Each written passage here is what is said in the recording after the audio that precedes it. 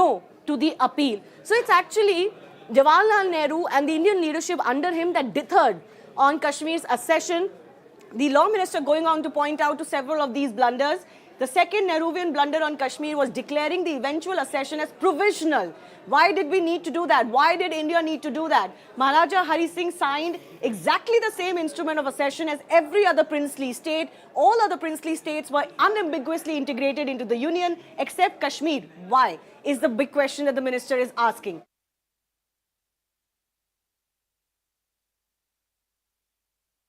From the government side, Kiren Rijiju, the union minister, is saying that Nehru did blunder in that. So how would you react to that? You see, I don't understand what he's saying about Nehru's blunder. He may be referring to a rumor that my father wanted to accede earlier, but there's no proof about that. At least I haven't seen any proof about it, nor have I read any documents to that effect. What I want to draw your attention to is the letter that my father wrote to Lord Mountbatten, enclosing the instrument of accession. This is going around, I think it's a canard, if you ask me, just to sort of, as it were, decry Jawaharlal Nehru, who was, of course, very keen that Jammu Kashmir, she was a Kashmiri himself. There's nothing to prove that my father was ready to accede earlier. How did he say that? I have no knowledge about that. But as I said, if he was going to accede earlier, then he would not have written this type of letter to Lord Mountbatten. Accession of Jammu and Kashmir was not a complicated issue, but it was made complicated by Pandit Nehru. And he says that this is not a claim which he is making or his government is making, but this is what paper trail suggests. How would you like to react to this? Riju साहब हो या Bharatiya Janata party के जो भी नेता हो, प्रधानमंत्री से लेकर गृह मंत्री तक, वो इसी बात पे ज़्यादा उनका जोर है कि कैसे पंडित जवाहरलाल नेहरू को बदनाम किया जाए। देश के सामने उनकी और कोई समस्या उनको दिखाई नहीं पड़ती है, गरीबी है, बेरोजगारी है, भ्रष्टाचार है, उस पर ध्यान नहीं है, लेकिन पंडित जवाहरलाल नेहरू को कैसे बदनाम किया जाए, एकमात्र लक्ष्य यही है। मैं तो यही कहूँगा कि रिजू साहब पहले इतिहास का ज्ञान हासिल करें, इतिहास पढ़ें, किस सिचुएशन में कश्मीर भारत से जुड़ा था, उस वक्त क्या स्थिति थी। अगर नहीं उनको ज्ञान है तो एक बार अध्ययन करने की जरूरत है।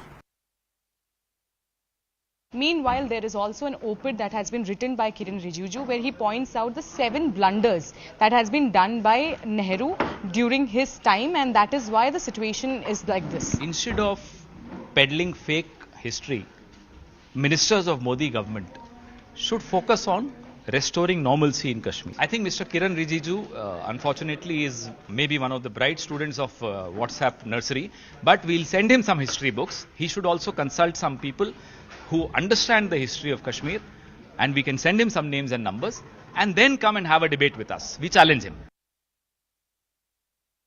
किरण रिजिजू जो हैं लॉ मिनिस्टर, उन्होंने एक आर्टिकल लिखा है इंडियन एक्सप्रेस में, जिन्होंने उन्होंने कहा है जो आज हालत है कश्मीर की वो नेहरू जी के ब्लंडर की वजह से। उन्होंने 5 ब्लंडर दिखाया है कि कैसे उन्होंने यूनाइटेड नेशन को अप्रोच किया, कैसे असेशन उन्होंने किया, ये सब गलतियां थी। इसीलिए आज समय का दुर्भाग्य है कि रिजू साहब और उनकी पार्टी, उनके मेंटर्स जो हैं, पॉलिटिकल मेंटर्स, आइडियोलॉजिकल मेंटर्स, उस समय थे नहीं, उस समय काल का उनको ज्ञान नहीं था। तो उस समय नेहरू जी ने ही श्रीनगर में जाकर के कश्मीर के लोगों को प्रेरित किया, और शेख अब्दुल्ला जी की जो के वॉलंटियर से उन लोगों ने जो पाकिस्तान की सेना के वेश में जो कबायली आए थे, उन लोगों को श्रीनगर पर कब्जा करने से रोका।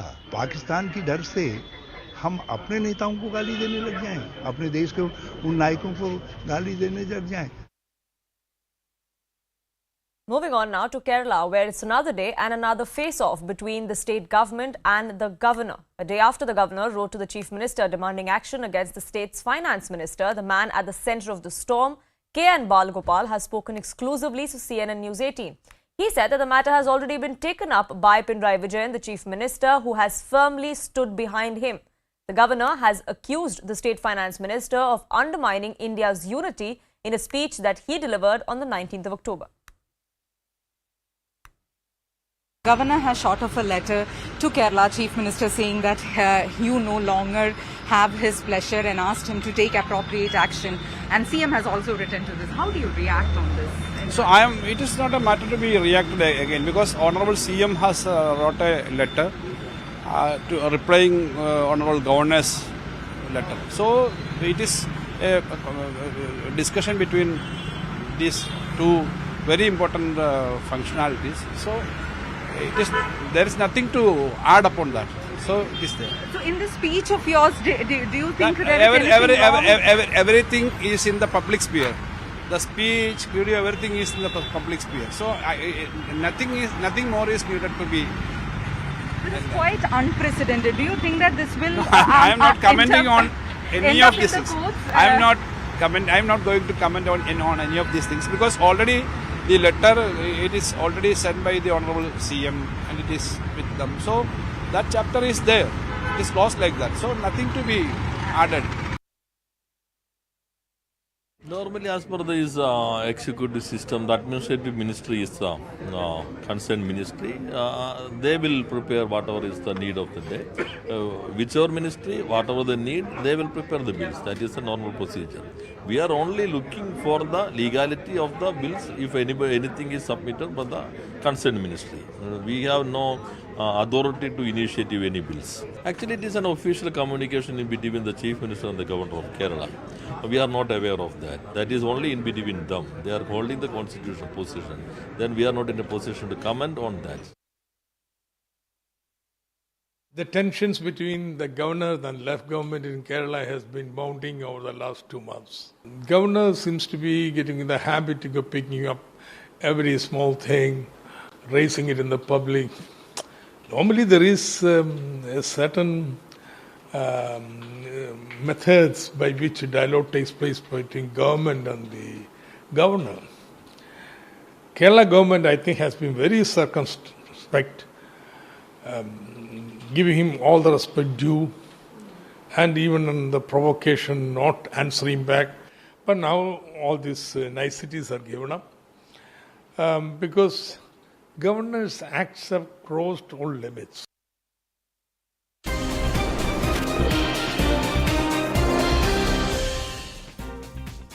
Good evening, you're watching The Nation at 5 with me, Ridhima Bhatnagar. Thanks a lot for staying with us here at CNN News 18. Straight to our top focus. On the 75th anniversary of Jammu and Kashmir's accession to India, the Law Minister Kiren Rijiju has now written for News18.com and he's mentioned 5 Nehruvian blunders. The Law Minister claims that Jammu and Kashmir has had to face the consequences of a series of blunders from the first Prime Minister for the next 7 decades. He claims that while the Maharaja Hari Singh wanted a clear accession to the Union of India, it was Nehru who put obstacles and conditions in place which sowed the seeds of separatism as well as terror. So let's now talk to you about the 5 blunders that have been mentioned by the Law Minister in that op-ed that he's written exclusively for News18.com, and you can read that entire op-ed on our website. But let's break down all these details. The first one, according to the Law Minister, is the first Nehruvian blunder is popular approval bogey invented by Nehru for Kashmir's accession. Basically, he's saying that it was the own vested agenda of Jawaharlal Nehru that resulted in what played out the next 7 decades for the valley. Next, he's also going on to say that Maharaja Hari Singh pleaded with Jawaharlal Nehru, but he negotiated to fulfill agenda, as I pointed out. He's also saying that the blame cannot be put on Maharaja Hari Singh because he had actually approached Nehru 1 month before the independence date in July 1947. The second blunder, as pointed out by the Law Minister, is eventual accession of Kashmir declared as provisional. What was the need to put it as provisional? He's also saying provisional accession led to believe that it was open to debate, thus created, quote-unquote, the issue that we've had with Pakistan over the last 7 decades and the issue of POK as well. Nehru's blunder of open door that seeded 7 decades of separatist mindset because you gave that gap once you said this was provisional. Moving on, The third blunder, as pointed out by the Law Minister, is approaching UN under Article 35 rather than Article 51. This is what the BJP also now hitting out at the Congress, saying this was an internal matter. Why was this taken up to the UN? Maharaja signed instrument of accession with India. Nehru gave locus to Pakistan. Also, examples of other princely states have been given that when the issue was sorted with them because of the efforts of Sardar Patel, then why was Kashmir seen as a separate issue? Nehru accepted Kashmir as a dispute between India and Pakistan, as I pointed out, which made that gap available for Pakistan for them not only to try and intrude into our territory, but kind of events that we've seen over the last 7 decades. The fourth blunder, as pointed out by the Law Minister, let myth perpetrate that UN mandate plebiscite was being stopped by India. As I pointed out, the BJP again is reiterating this narrative, saying an internal matter was taken to the UN. Why? Pak refused to withdraw troops led to talk of plebiscite being in fructus. Again, something that has been seen and pointed to the kind of decisions taken by the first Prime Minister of the country, Jawaharlal Nehru. Sword of plebiscite hangs of India because Nehru himself opened that door. Of course, the Congress has now hit back and said that this is all fabricated claims which is being peddled by the BJP only because they want to spoil the name as far as the Gandhi family is concerned. And the fifth blunder, as pointed out in that op-ed by the Law Minister, is creation and perpetuation of Article 370 in interim draft of the Constitution. Something that the BJP has been saying that once things started to improve was only post the abrogation of Article 370. No justification for such an article as special case existed only in Nehru's mind. Why were these decisions taken? Why weren't the issues of the people of Kashmir thought about by the first Prime Minister? Some of the questions being raised by the BJP. Nehru had his way. Article 370 came into existence and institutionalizing separatist mindset, something that I pointed to you earlier as well. So this is what the Law Minister has said in that very lengthy and point-by-point narration of what really happened. Let's listen in to what the Law Minister had to say and some other political reactions as well. ये सारे जो मुद्दे हैं ये तो मैंने कोई इसको खोज के निकाला तो नहीं है, ये तो ऑलरेडी डॉक्यूमेंटेड है और ये देशवासियों का सामने में रखना ज़रूरी था। एक भारतीय होने के नाते भी भारत के इतिहास को हम नहीं भूल सकते हैं। इतिहास हम अपने हाथों से हम बदल नहीं सकते हैं। इतिहास तो जो है उस इतिहास को सिर्फ लोगों के सामने में रखना था और मैं मानता हूं कि जो 75 साल पहले पंडित जवाहरलाल नेहरू जी ने जो गलतियां की उसको मोदी जी ने ठीक किया है। 5 ब्लंडर ऐसा है जिसका कीमत आज भी चुका रहे। From the government side, Kiren Rijiju, the Union Minister, is saying that Nehru did blunder in that. So how would you react to that? You see, I don't understand what he's saying about Nehru's blunder. He may be referring to a rumor that my father wanted to accede earlier, but there's no proof about that. At least I haven't seen any proof about it, nor have I read any documents to that effect. What I want to draw your attention to is the letter that my father wrote to Lord Mountbatten, enclosing the instrument of accession. This is going around. I think it's a canard, if you ask me, just to sort of, as it were, decry Jawaharlal Nehru, who was, of course, very keen that Jammu Kashmir, she was a Kashmiri himself. There's nothing to prove that my father was ready to accede earlier. How did he say that? I have no knowledge about that. But as I said, if he was going to accede earlier, then he would not have written this type of letter to Lord Mountbatten. Meanwhile, there is also an op-ed that has been written by Kiren Rijiju where he points out the 7 blunders that has been done by Nehru during his time, and that is why the situation is like this. Instead of peddling fake history, ministers of Modi government should focus on restoring normalcy in Kashmir. I think Mr. Kiren Rijiju, unfortunately, is maybe one of the bright students of WhatsApp nursery, but we'll send him some history books. He should also consult some people who understand the history of Kashmir, and we can send him some names and numbers and then come and have a debate with us. We challenge him. Bharat के पहले प्रधानमंत्री स्वर्गीय जवाहरलाल नेहरू जी ने 5 ऐसी बड़ी गलतियां करी, भूल करी, जिसकी एक बड़ी कीमत हमारे देश को, देशवासियों को और जो कश्मीर के नागरिक हैं उनको चुकानी पड़ी। Let me also now bring in my colleague Arun Dhanta, who's joining us live on the broadcast. A long op-ed that has been written by the Law Minister Arun for News18.com, and one of the points that is being made is that the Maharaja at that time had actually approached Jawaharlal Nehru 1 month before the independence, somewhere in July 1947, for an earlier session. But you spoke to the son of the Maharaja. What is he saying? Why is he calling this a rumor?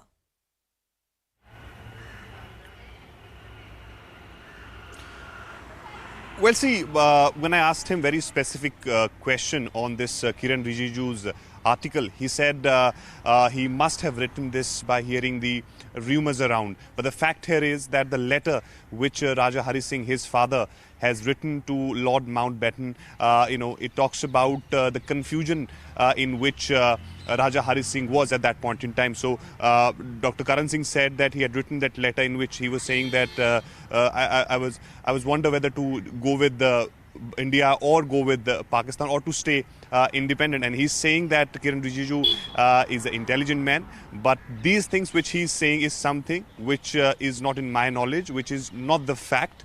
And in fact, if you go through which you've just read, the article which has written by Kiren Rijiju, it talks about various aspects. And in fact, when the responses started coming from the Congress's side, we had seen a response again coming from the Kiren Rijiju side, where he was saying that whatever I said or written is something which is factual, which is documented. So I haven't said anything which is not fact. And whatever the mistakes which Jawaharlal Nehru has done, it is Prime Minister Modi who's rectifying it. Now, the point which he has raised in that article, he's saying that when Jawaharlal Nehru at the first place took this matter to United Nations, he should have gone ahead under the Article 51, which talks about the illegal occupation or illegally occupying India's territory. Instead, he had gone ahead with Article 35, which talks about the land issues with another country, in which he has already accepted the fact that there is a land dispute between both the countries. So this is the mistake which he has pointed out. And he also talked about Article 370 at that point in time. 306A was something which was to institutionalize the ideas of separatist by Pandit Jawaharlal Nehru, and also the friendship which he had with Sheikh Abdullah. And that was the reason why he did not take that decision at that point in time when Kashmir was suffering. And the time which wasted to take that decision by Jawaharlal Nehru gave space for Pakistan to occupy Gilgit, Baltistan and Muzaffarabad area. So that's the point which Kiren Rijiju is raising, actually. Arun, thanks a lot for getting us all those details. Let me also now bring in our guest to take this discussion forward. We have a Kashmiri Pandit activist, Ashwini Bhatt. We also have political analyst, Sumant C. Raman. Good to have both of you on the broadcast with us. Sumant, I'd like to begin the conversation with you. How do you see this op-ed which has been written by the Law Minister? Essentially, the Law Minister and the BJP are saying this, that they were major blunders that were made by Jawaharlal Nehru because of his own vested interest, which meant that we saw the events that play out in the last 7 decades. And now the Prime Minister and the BJP are having to work from point zero to try and undo those mistakes. I think factually there are many things which are not explained in that. Now, first of all, what was Nehru's motive as? Okay.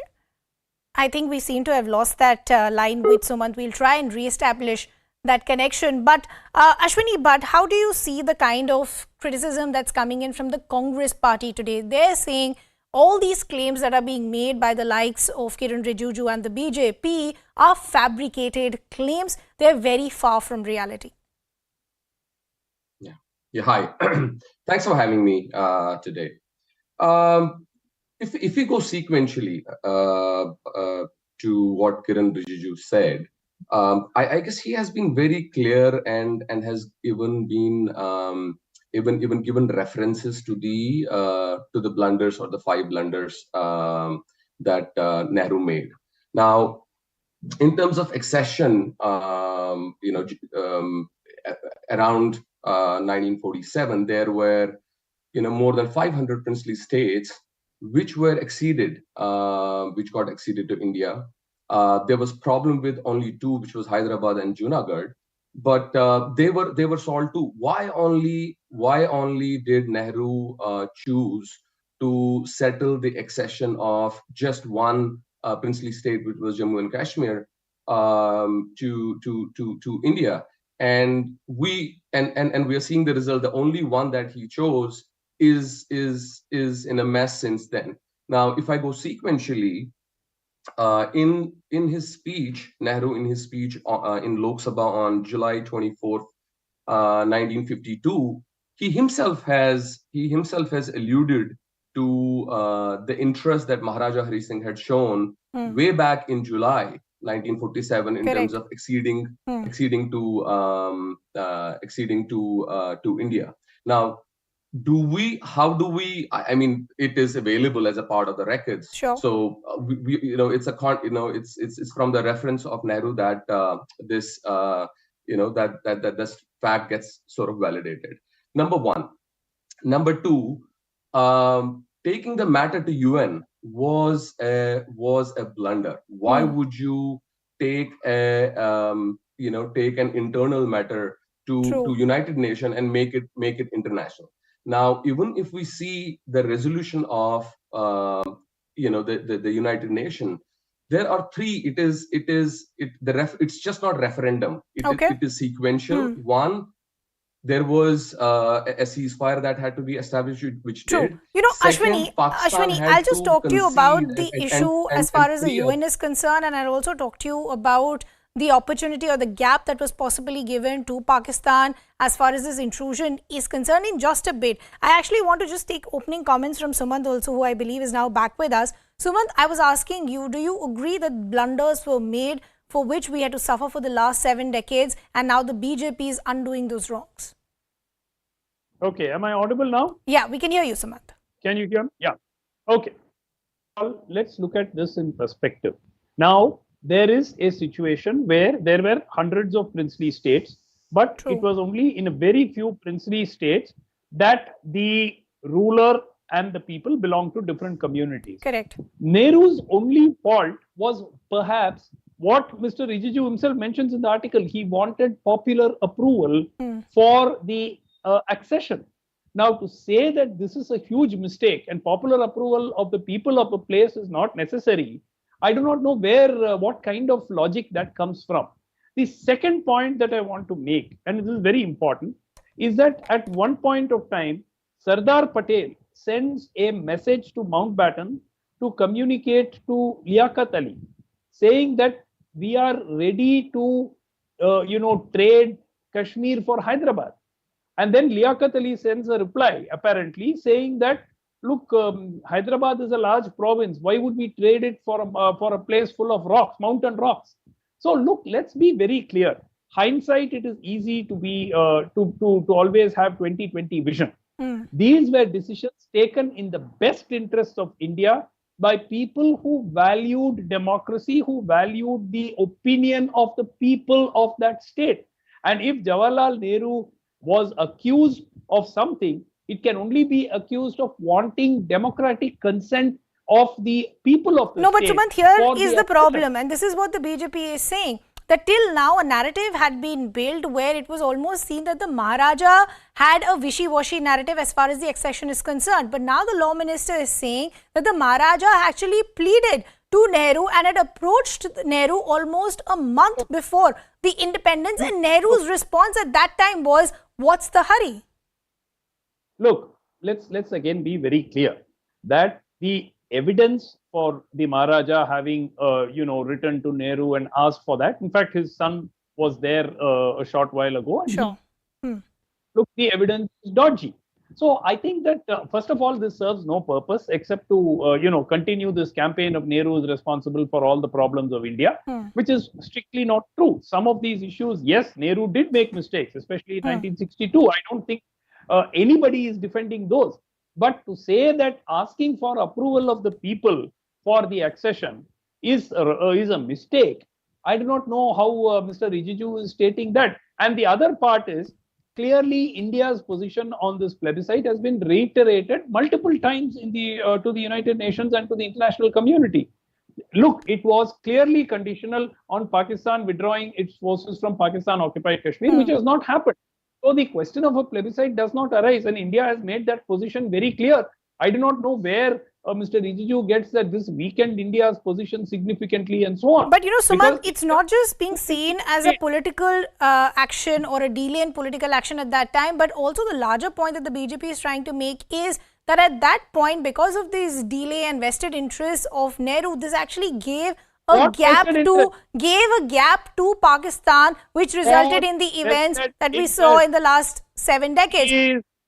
Please ask Mr. Rijiju what vested interest. What was the vested interest of Jawaharlal Nehru? Please ask. I read the article. I could not make that out. It refers to vested interest of Nehru multiple times. What was the vested interest? I mean, that is not stated. Without stating what vested interest Jawaharlal Nehru could have had, I think it is absurd to try and tar him and tarnish him, his reputation and name. These, and mind you, these were all collective decisions. It is not like the BJP of today where 1 or 2 people make all decisions. Those were decisions which were debated. There were men of strong character in the Jawaharlal Nehru cabinet. This is not just that Mr. Nehru would say something and ride roughshod over everybody's opinion. There were people who could talk back to him. But you know, there are also questions being raised that Kashmir was not the only state that we were dealing with at that time. There were other princely states as well. And Ashwani, this is the question that the BJP is raising, that when the issue with the other princely states like Junagadh and others could be sorted with the kind of intervention of Sardar Patel, why was Kashmir seen as a quote-unquote special case? Who ensured that it was seen as a special case and then led to the kind of events that unfolded? Sure. No, I heard Sumant. I heard you very patiently, and there are a lot of questions. I'll just answer them one by one. Right. To start with, from to your point in terms of Nehru seeking to have a consent from the from people, as per Indian Independence Act, there is no clause to seek approval of people. Number one, so that busts that argument there. Number two, to your point, I honestly am not going to attribute whether there was a vested interest or not. Sure. With Nehru, I'm not going to go that route. But I'll put it this way, right?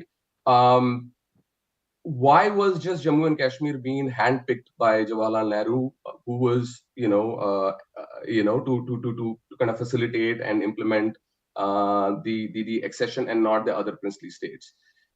To your point in terms of vested interest, it is an open if you go back and read history, Jawaharlal Nehru and Sheikh Abdullah were had a great camaraderie. They were friends. He facilitated prior to 1947, Sheikh Abdullah had one. There was no democracy. It was a princely state. Who on what measure did he approve of Sheikh Abdullah installing Sheikh Abdullah as Sadr-e Riyasat? Right. So there was no. To your point, okay. Was there an opinion? Was there a poll or an opinion done? In the state of Jammu and Kashmir? And mind you, to your point in terms of it being a Muslim-dominated state. But Jammu and Kashmir it comprises of Jammu, Kashmir, Leh and Ladakh. They are right from topography, right from language, right from culture. They are vastly different. Okay. Right. So that was a huge mistake. Okay. Number three. The larger question that still remains is, and I'm unfortunately I will have to leave that conversation there. The question is this an uncomfortable truth for many to digest, or is this actually a claim that is far from reality? That debate is still open. I'd like to thank our guests. Unfortunately, we'll have to leave that conversation there. As far as this controversy is concerned, a reaction now coming in from Rahul Gandhi. Now, amid this controversy, Rahul Gandhi has tweeted, and I'm quoting, "This year there have been 30 targeted killings in Kashmir. The exodus of Pandits is increasing rapidly. The BJP has ruined the good work which was done by the UPA. Kashmiri Pandits remain refugees in their own country." My colleague Pallavi Ghosh, a senior editor, also now joining us on the broadcast. So this is claim versus counter-claim, Pallavi. The BJP is saying there were blunders done by Nehru and we are undoing that wrong. The Congress is saying all the good work that was done in our regime has been completely ruined by the BJP. Where does the truth lie?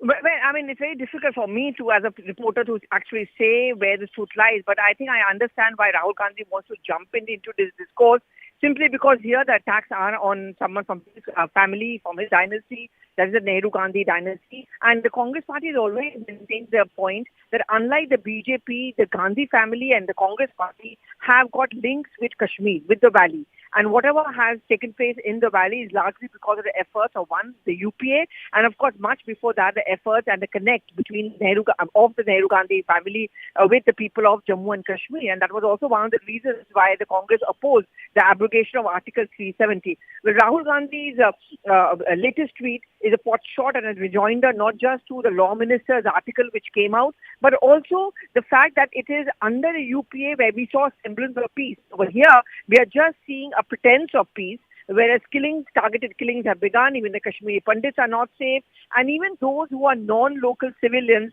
are under attack. And therefore, the BJP's claim that they have brought development and peace to the valley is absolutely unsubstantiated. Pallavi, thanks a lot for getting us all those details. We do have some breaking news coming in now. And this is a CNN News 18 exclusive. Pakistan military's ISI and ISPR Director Generals have addressed journalist Arshad Sharif's killing in a surprise press conference. The DG ISPR claims that the military was not involved in Arshad's murder. They have pointed to Imran Khan's involvement. Now, according to the DG of the ISPR, Prime Minister Imran Khan's narrative of a foreign conspiracy were far from reality. The ISI chief claims that Arshad did not face any threat in Pakistan. They claim Arshad was fed a propaganda via a cipher by Imran Khan, and Ari News played the role of a spin doctor in targeting the army. They want CEO Salman Iqbal to be brought back to Pakistan and then further investigated. मार्च के महीने में army chief को उनकी मुद्दत मुलाजमत में गैर मुहिना मुद्दत की तोसी की पेशकश भी की गई, मेरे सामने की गई। ये बहुत पुरकशिश पेशकश थी, लेकिन उन्होंने इसको भी ठुकरा दिया, इसलिए कि उन्होंने जो बुनियादी फैसला किया था कि दायरे को मुतनाज़ा रोल से हटा के आइनी रोल पे लाना है। अजीब बात है, आप समझते हैं सुप्पा सलार गद्दार है, लेकिन आप उन्हें कह रहे हैं कि पूरी जिंदगी के लिए अगर आपने इस मुलाजमत में रहना तो रहें। आपकी कौलो फेल में, फिक्र तदब्बर में इतना खुला, इतना बड़ा तजाद ठीक नहीं। अगर हमसे माजी में कोई गलतियां हुई हैं तो पिछले 20 सालों से हम अपने खून से उनको धो रहे हैं। मैंने वे 35, 40 साल नौकरी के बाद कोई गद्दारी का तोक लटका के घर नहीं जाना चाहता। हम कमज़ोर हो सकते हैं, हमसे गलतियां हो सकती हैं, मगर हम गद्दार और साजिशी हरगिज़ नहीं हो सकते। Let me bring in my colleague Abhishek, who's been tracking all these developments for us. Abhishek, some crucial points there. We heard from the DG of the ISPR saying that there could be weaknesses in how we work, but we are not gaddars. We are not going to be disloyal as far as our country is concerned. Two things that I want to understand from you. Give us a backdrop of what we know so far as this murder is concerned, and more importantly, how should we see this surprise press conference? So this is one of the very high-profile killing that has happened, and this is apparently an accidental killing which has happened in Kenyan, in the hands of Kenyan police when they were trying to track one vehicle which was supposedly had a kidnapped boy or kidnapped kid, and while tracking that vehicle, accidentally vehicle in which Arshad Sharif was traveling, that came into that particular point where the forces were deployed, and they fired indiscriminately on the car or on the vehicle, and in which Arshad Sharif got killed. He was also accompanied by his brother. So the police version of Kenyan police, the official version of Kenyan police has been that it was an incident of mistaken identity where Arshad Sharif was killed. Now there are multiple layers of this issue. this is such a high-profile case that Prime Minister Shehbaz Sharif, who is traveling to Saudi, he had to issue a statement from Saudi about this whole incident and how the government is going to investigate this whole episode at a very high level. He, in fact, had a conversation with his Kenyan counterpart also, where he was assured by the Kenyan side about all the probe and investigation unbiased way in the killing of Arshad Sharif. Arshad Sharif has been a very prominent journalist. He had a huge mass following of followers on social media handles. Almost 2 million people follow him on Twitter. So you can gauge the kind of popularity he has had in Pakistan. For the last 8 years, he was associated with ARY News. And also associated with he backed Imran Khan as Prime Minister, and he was kind of tilted towards Imran Khan's policy and Pakistan's politics wherever Imran Khan had any side. So in that context, he's seen as a close confidant of Imran Khan. In fact, in his speech, Imran Khan, when he was trying to tell the story of Arshad Sharif, he said that he himself had told Arshad Sharif that his life is in danger and he should stay away from all those investigative reporting that he is doing. But still, Arshad Sharif continued with his work and the truth that he was pursuing. But this is not clear why Arshad Sharif had left Pakistan, what forced him to leave Pakistan, and why so a he lot did of go questions to Kenya. still remain unanswered as far as the movement of this journalist is concerned. Abhishek, thanks a lot for getting us all those details. We'll continue to track all those developments. For now, we're slipping into a very short break.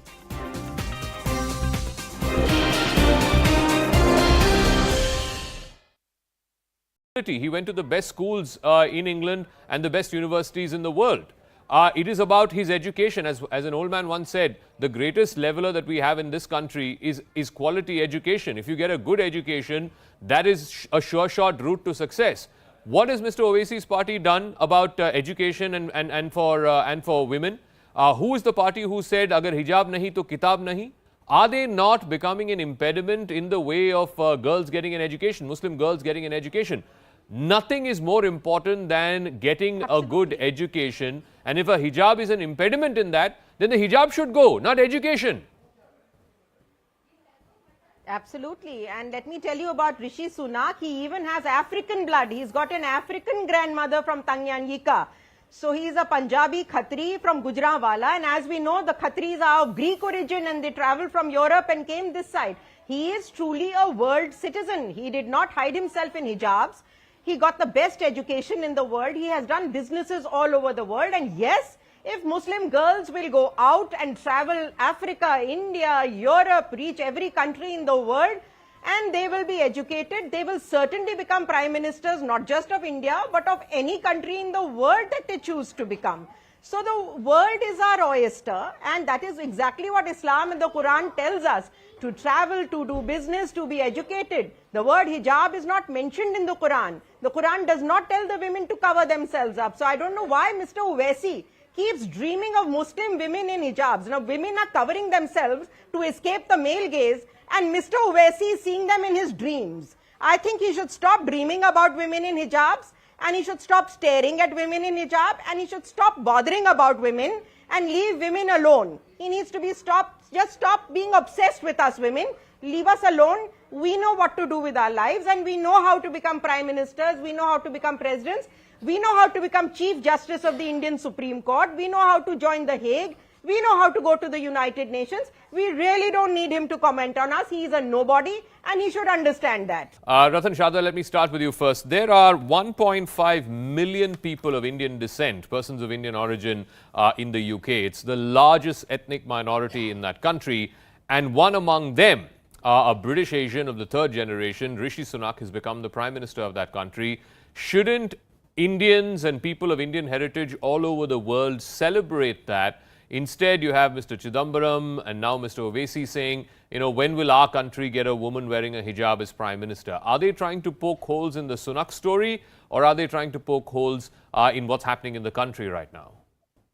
Actually, it's very amusing Diwali Eve discussions, and I really enjoying all these discussions because hypocrisy of these people comes out so openly. First of all, the hijab was never part of our dress for Indian Muslims. There was no burqa. It became prominent just last 20 years back, and hijab has been introduced as an Arabic slavery sign only recent years. Now, whether they want hijab or burqa, first point. Secondly, would they support Iranian women for the right of freedom who are burning hijab, or they want hijab to be put on the head of the girls who are unwilling to do so? So this patriarchy they have to clarify. If they say Islam is what the best part of Islam is, if they follow Sharia, which they continuously claim that Sharia is above constitution, many debates, then as per Islam, a woman cannot even leave her house without a male accompanying her, if not a male, at least a child. So how can a woman become, a Muslim woman can become a prime minister in when the Islamic society forces her to carry a child or some boy with her?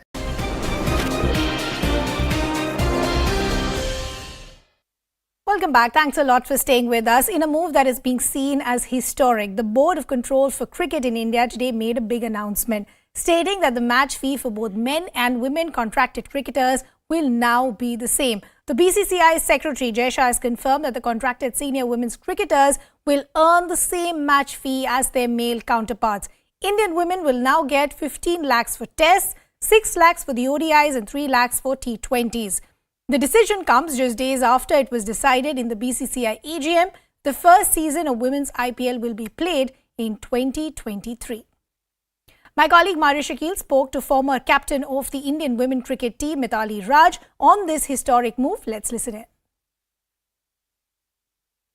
This gender pay parity is something that has been in demand for long, Mithali. Would you say it's coming late, or are you one of those who will be saying better late than never? Well, I would say I am the later one, better late than never. But I personally also feel that for all the changes to happen in the right direction, it is one step at a time. Nothing happens overnight, and you can't expect all the changes to happen at once. So like when the central contract happened, and then slowly things have started to roll for women's cricket.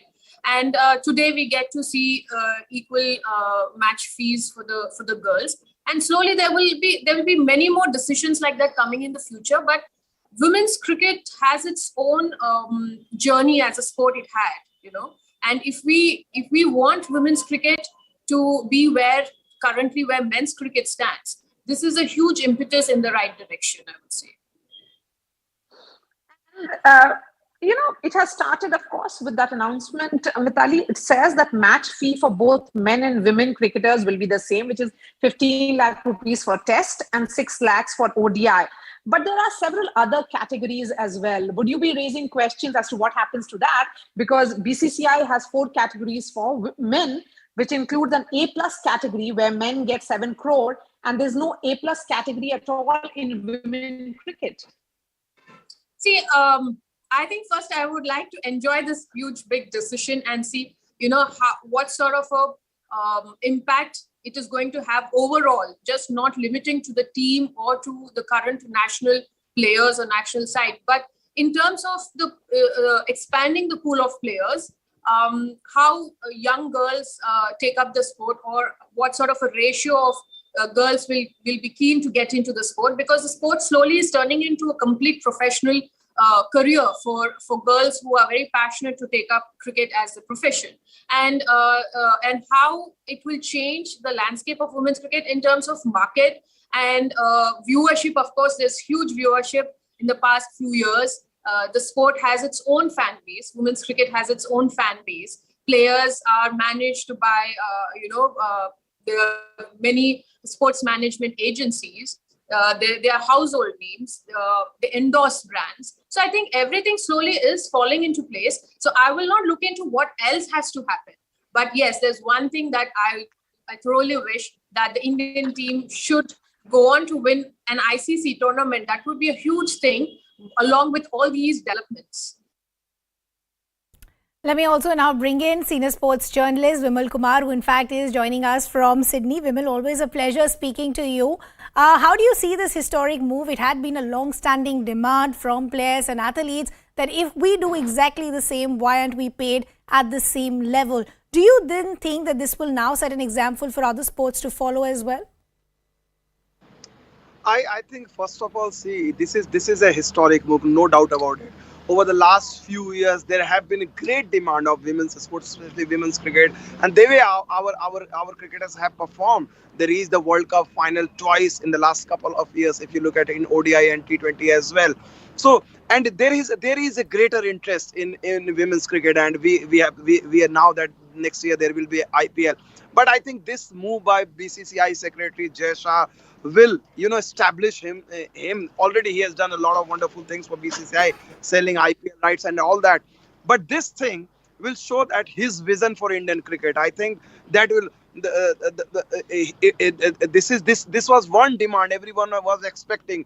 Why women are not treated equally? And I am told when this news was, when the Indian cricketer came after winning the match against Netherlands, someone just read this news and there was a applause from the Indian players on this news. So you can imagine even Indian players, male counterparts, they were expecting this kind of things must happen.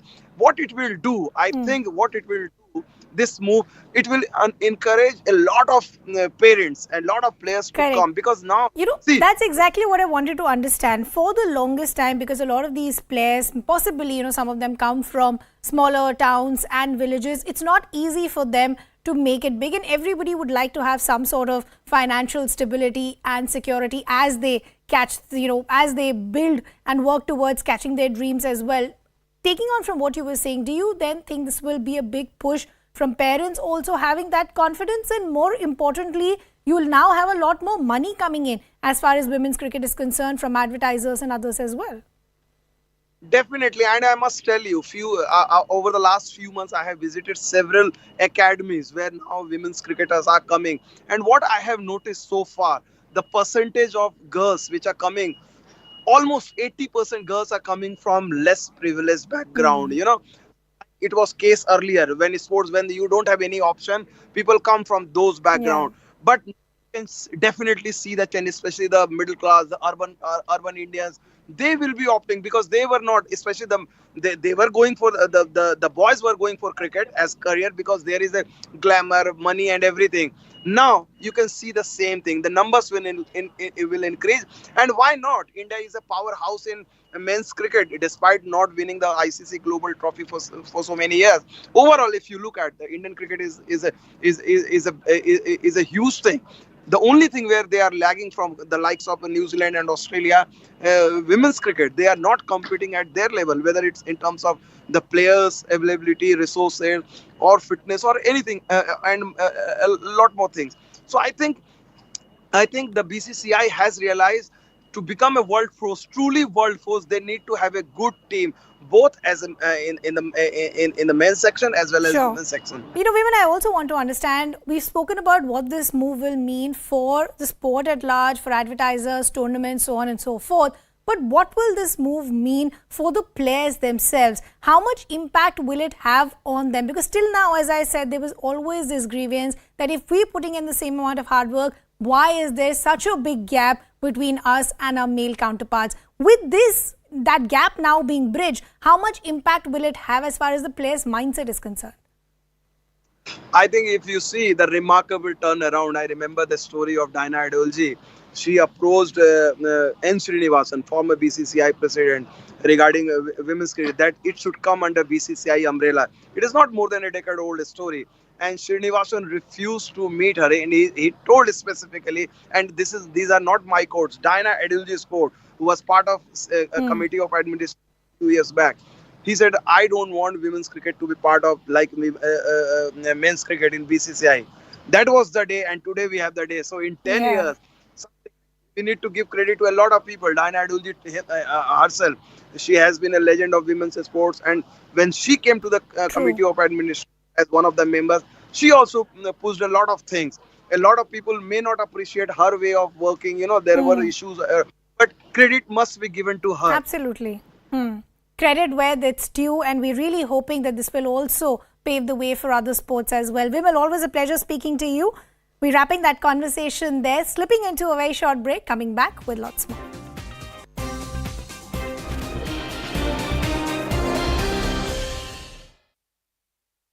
And that is exactly what Islam and the Quran tells us.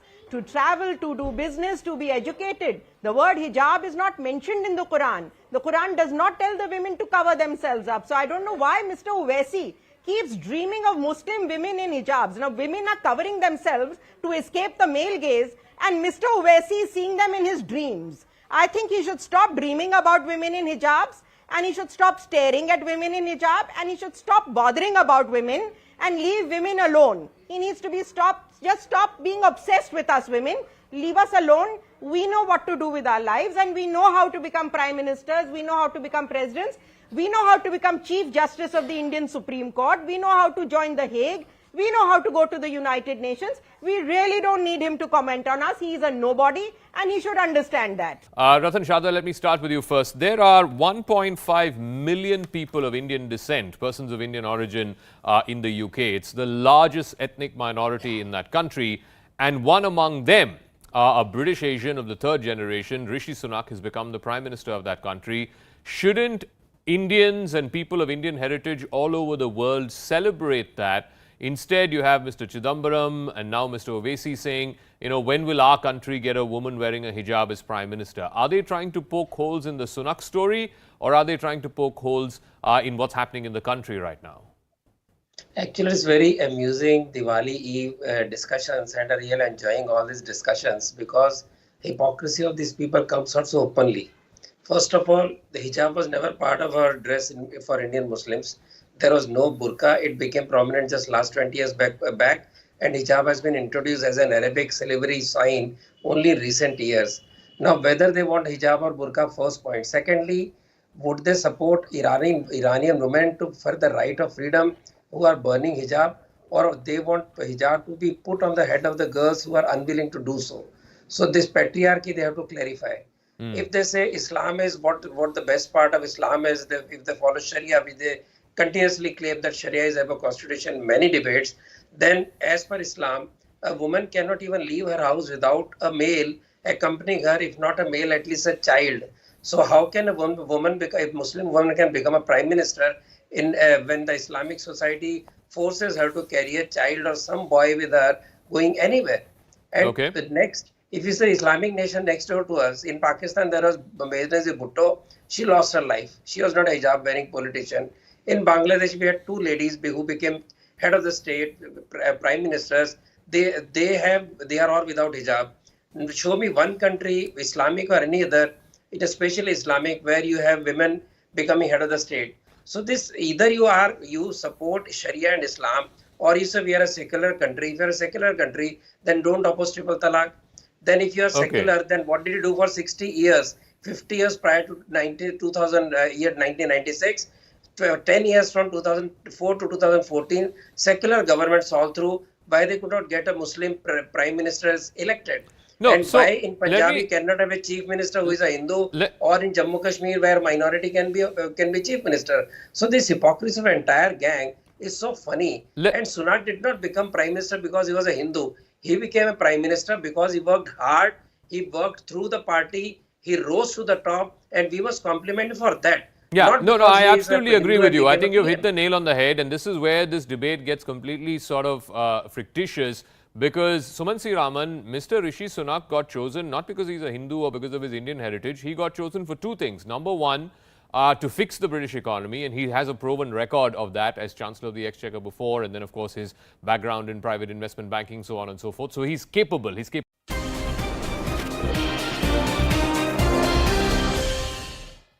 Welcome back. Thanks a lot for staying with us. Now, ahead of the Mungode by-polls, Telangana politics is heating up. 4 TRS MLAs have now accused the BJP of having to try to poach them.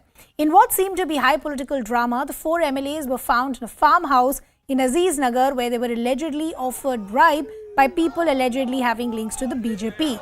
The MLAs informed the Cyberabad police about it, and the police have now arrested 3 people accused of having links with the BJP. Meanwhile, the BJP is hit back, saying the TRS is doing dirty and nasty politics. CNN News 18 has also accessed the FIR filed by TRS MLA Rohit Reddy, which mentions that 100 crore was offered to him by 2 BJP leaders. ఇప్పుడు మనకి ఎమ్మెల్యేలే మనకి information ఇవ్వడం జరిగింది. TRS MLAs ఇక్కడ మమ్మల్ని ఎవరో వచ్చి అంటే ఈ ముగ్గురు వచ్చి మమ్మల్ని ప్రలోభ పెడతా ఉన్నారు, డబ్బు ఎర చూపెడతా ఉన్నారు, కాంట్రాక్టులు ఎర చూపెడతా ఉన్నారు, మరియు పదవులు కూడా ఎర చూపెట్టి మమ్మల్ని పార్టీకి ర్యాంక్ చేయమని ఇట్లా ప్రలోభ పెడతా ఉన్నారని ఆ పర్టికులర్ ఇన్ఫర్మేషన్ మనకి ఇచ్చారు. దానికి సంబంధించి ఈ రోజు చెక్ చేస్తే మనకి ఈ డీటెయిల్స్ మనకి వచ్చాయి. BJP is known for toppling state governments across India. But one thing is clear out today, that KCRG's MLAs are not for sale. Using Swamiji's and many other political brokers, Bharatiya Janata Party leaders were caught red-handed today by pressurizing MLAs, 4 MLAs of TRS to shift sides to Bharatiya Janata Party, offering hundreds of crores and contracts just before the Munugod by-election. KCRG's MLAs informed police that BJP has been pressurizing them, and today police has caught them red-handed.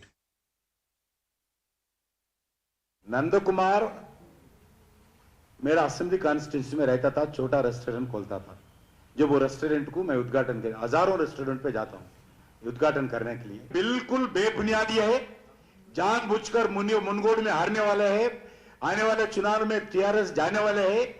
एक नया मुख्यमंत्री आएंगे, जो जनता को मिलने वाले मुख्यमंत्री आएंगे, रोज ऑफिस को रहने वाले मुख्यमंत्री आएंगे और भ्रष्टाचार मुक्त तेलंगाना बनाएंगे. इसके लिए वो होगा, तेलंगाना जनता तय किया है. उसके बचने के लिए अलग अलग नया जिम्मिक्स डेली केसीआर तेलंगाना में हमारे ऊपर कर रहे. While multiple reactions continue to come in, we'll keep tracking those developments. For now, slipping into a very short break.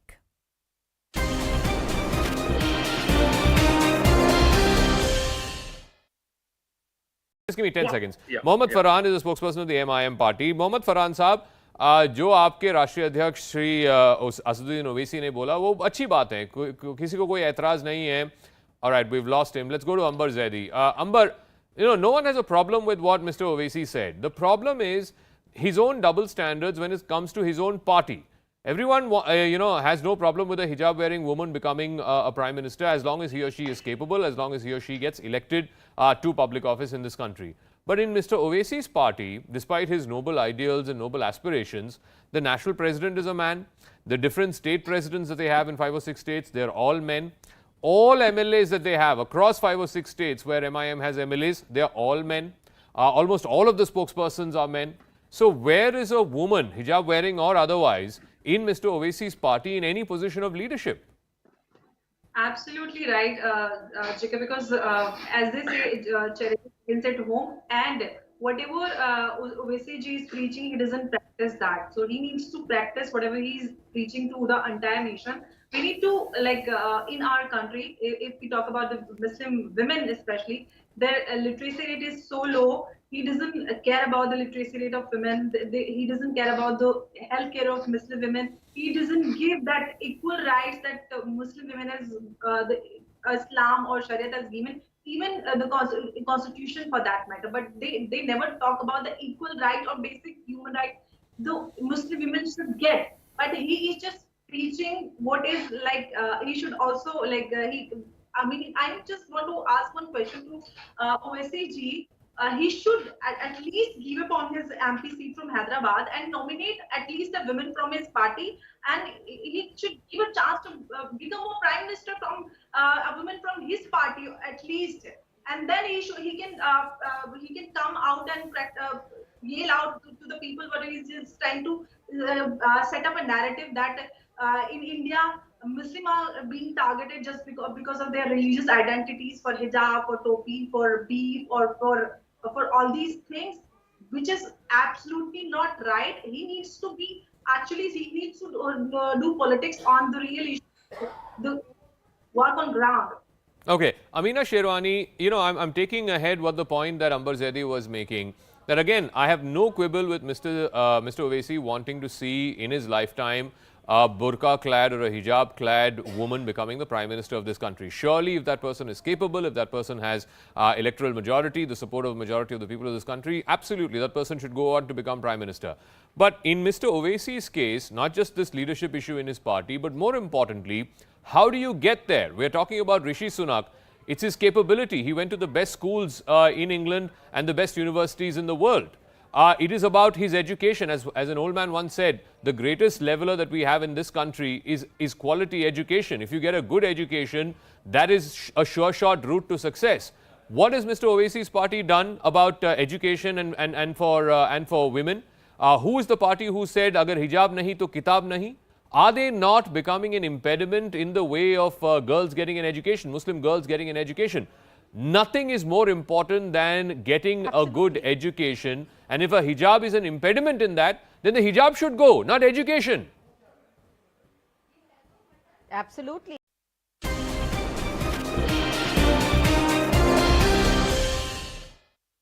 Welcome back. Thanks a lot for staying with us. Now, ever since its release, Rishabh Shetty's blockbuster Kannada film Kantara has been the talk of the town for its rooted storytelling, stunning visuals and music. However, amid all this high praise from audience and critics alike, the film is also now seeing itself in a new controversy. This after a Kerala-based music band, Thaikkudam Bridge, has now accused the makers of plagiarism and copyright infringement for the movie's song Varaha Roopam. The band believes it has an uncanny resemblance to their song Navarasam. Joining me now to clear what the controversy is all about and what are these plagiarism claims is the bassist and rapper of this band, Vian Fernandez. Vian, thanks a lot for taking our time and joining us here on CNN News 18. Some tall claims that have been made. I saw the statement that your band has put out as well. Essentially, you're saying that there has been plagiarism by the makers of the film Kantara for the song Varaha Roopam. You're saying it has an uncanny resemblance to your own song Navarasam. Why are you saying that? And when did you first hear about this uncanny resemblance? So actually the band did not notice the similarities. The fans, the listeners and Thaikkudam Bridge fans were the ones who started commenting on the YouTube channel of Thaikkudam Bridge below Navarasam. So on the Navarasam video, we started reading the comments and then personal messages, calls started flooding in saying that, have you heard this song?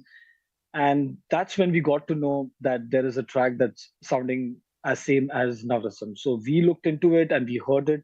And at the beginning, we were like, okay, might be, some flavors here and there. But as the track kept going, we found way too many similarities in the track. So what are these similarities that you're talking about? Could you talk to us about the specifics so that the viewers could get a sense as well?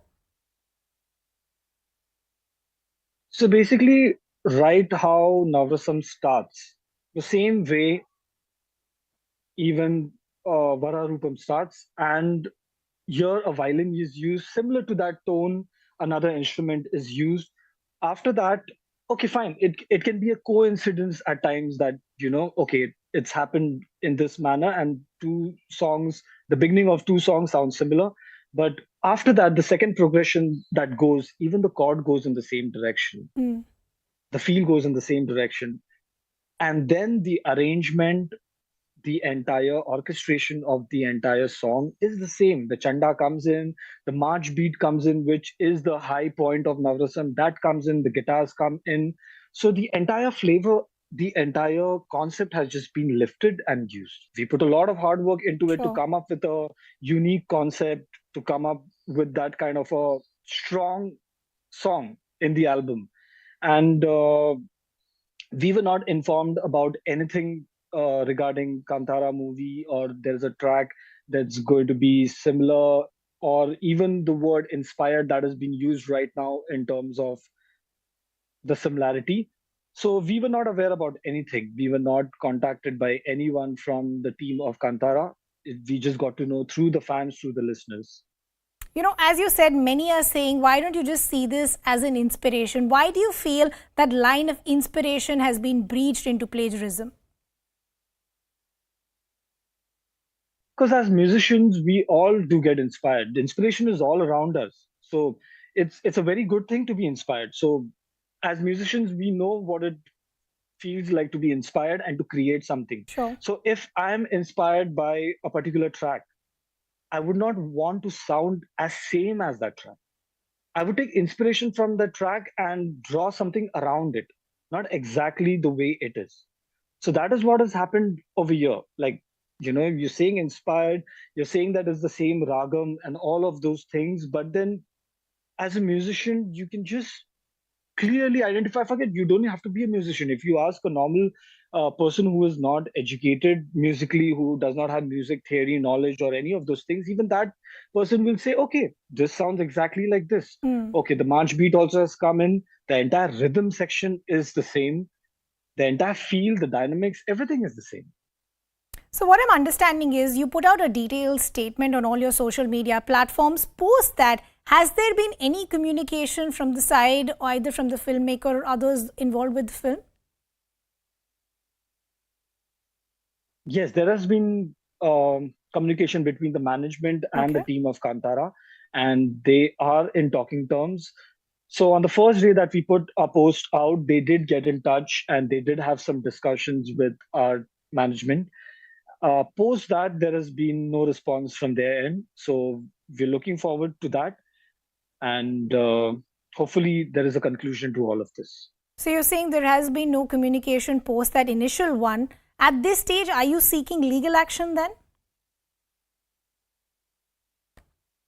In terms of legal action, definitely that's happening. If they don't get back to us, that's definitely. The entire legal team and the management has been working for days over this, planning the entire step of what we have to do in the future. Sure. So that is going to definitely happen. And in terms of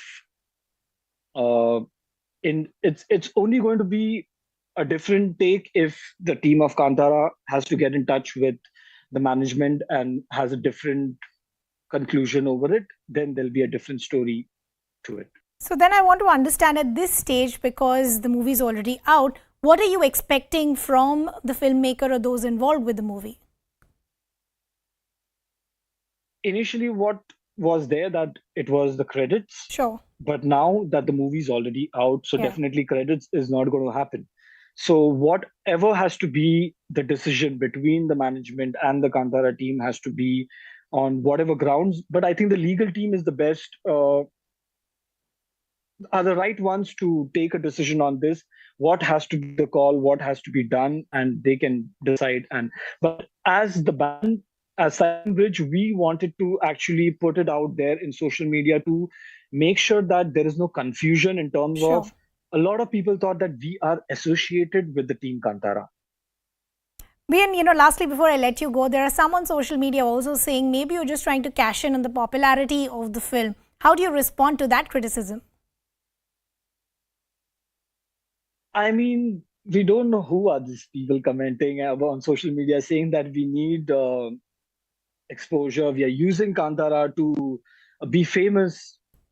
I think being an independent band, being Thaikkudam Bridge, we have always believed in having this beautiful family all across everywhere. We call it Be the Bridge family, and we have always believed in getting everyone together. And I don't think so.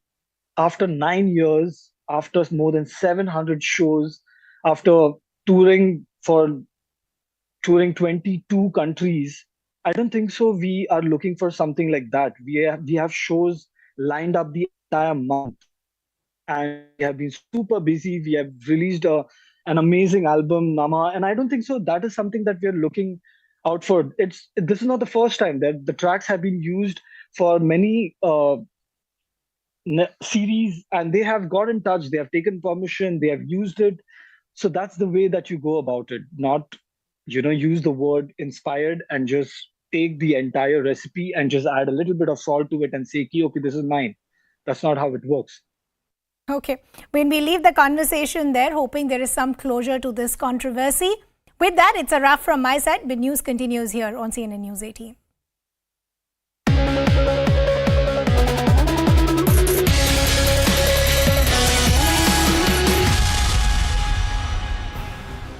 Good evening, hello and welcome to Viewpoint. I'm Anusha Soni.